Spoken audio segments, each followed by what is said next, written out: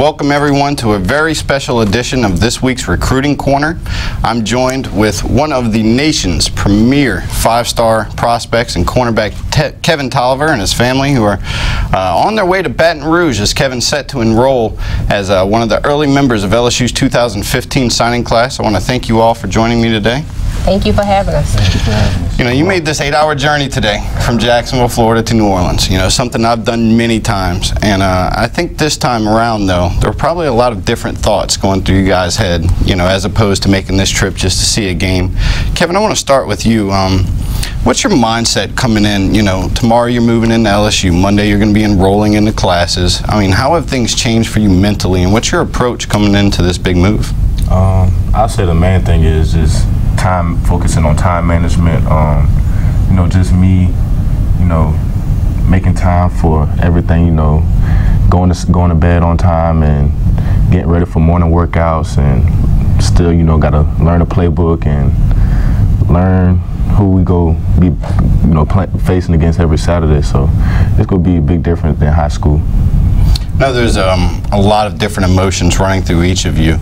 You know, probably a lot different from his. He's probably excited and anxious to get out there and show what he can do, but there's a lot of concerns as parents when your son moves from under your roof. So with you, Stephanie, kind of tell me your thought process, the different emotions that you have mixed into this feeling of basically handing your son off to other people to take care of him for the next 4 years. And that's literally what it is. It's handing Kevin off to, you know, the coaches and to the LSU family to help develop him further and get him ready for the next stage of life. I've been preparing for this for the last year now, and it's so crazy because I tell you, the year has went by so fast, and now it's here, and it's to that moment to whereas I will be literally handing him off on Monday. It's scary, but I'm ready, I'm prepared, and I know that he will do well. We've put in him what he needs to be successful. It's just all about him executing that now. See, I can second that feeling of how fast this year has flown and all the years. Mr. Toliver, I remember it just seemed like yesterday when we first met, and it was actually out there. Kevin, I think, was in 8th grade going into a 9th grade year. He was trying out for a 7-on-7 team out in Jacksonville, and we had one conversation that day that always stuck with me. And you told me, I have a plan for my son. You know, and you've kind of stuck to that from the get-go. Kind of tell me what you meant by that. I've got to know you over the time, so I know what you meant, but maybe some of our viewers and listeners, the plan and the regimented schedule you've had him on to get him to this point, to make sure that there weren't many obstacles in his way that he couldn't overcome. Well, one of the things was there was a process put in place to develop him, you know, inside out, and one was preparing him tough mentally, you know, understanding the game that he was playing, and two, you know, preparing his body for it and what he was going to be going up against, you know, from weekend to weekend, you know, from day to day in practice, and you know, it worked. You know, and I'll do it again. I have a 13-year-old that's coming up. I'm going to do the same thing with him, and you know, we never shied away from it. You know, we just stayed true to the plan, and you know, and kept him humble, kept him hungry, and you know, he did what he had to do to bring it all to fruition. At that point when we spoke, he wasn't committed. I don't even know if he had his first offer at that stage, but he quickly blew up from that point on. Mm-hmm. So, you know, as parents, I know it takes a lot for these schools to earn your trust. You know, to hand your kids off, as you said, on Monday. Mm-hmm. What were some of the things that these coaches were able to sell to you about themselves and the program on how they could take care of your son moving forward? And I'll start with you, Stephanie. You know, it was really just listening to who they were as a person. I wanted to know about them, their family, how they managed their time, and you know, how they managed their players, and really just listening to them just gave me that intuition of how they was as a person and how they were going to treat my son. And you know, it was fair game. All the visits that we took, I listened to all of the coaches, and you know, there was a situation where during one visit, the position coach, Kevin, who would have been Kevin's position coach, I never met the person. I was around the whole weekend, and he never introduced himself to me. But at the very end, I went to him and I said, you know, even though Kevin, he's 19 years old, at the end of the day, when he has to make this decision, he's going to say, Mom, what do you think?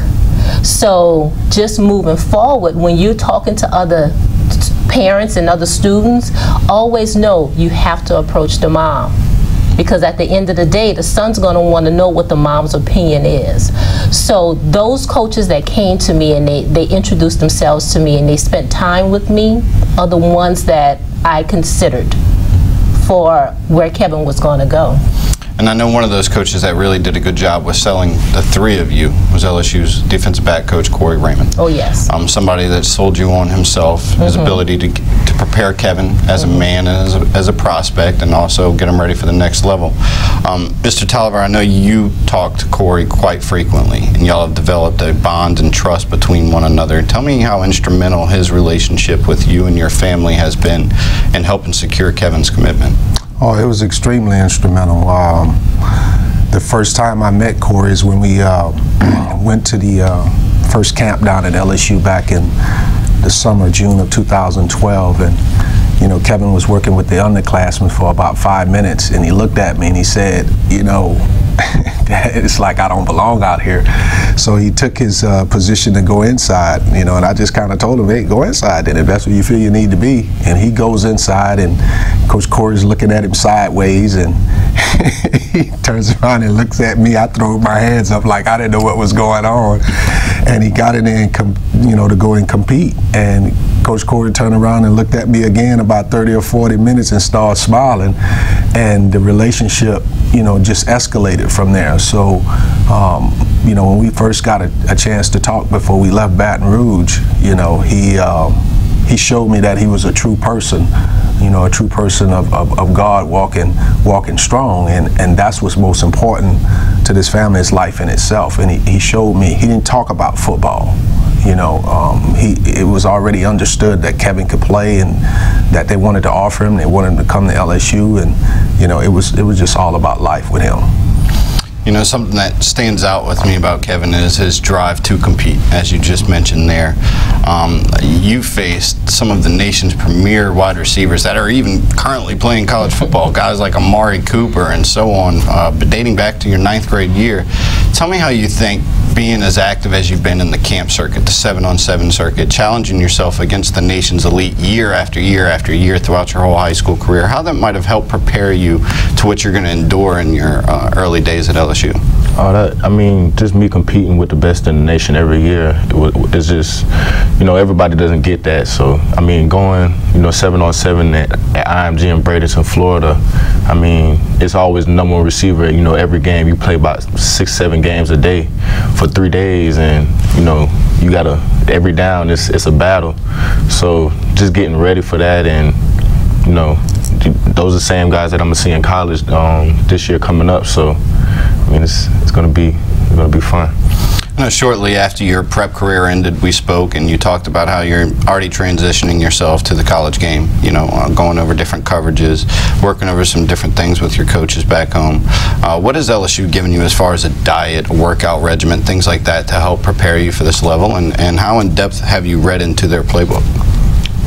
They ain't really give me nothing. I know Coach Raymond is supposed to give me something, you know, when I move in this weekend. So, I mean, we're just gonna start from there and just keep working every day. Okay, so what are they telling you about what to expect when you get there? I know there's been a lot of talk of prepare for the hard work and the transition to school and life on college campuses and things of that nature, but what are they telling you about what they expect from you when you arrive on campus during your first year as a player at LSU?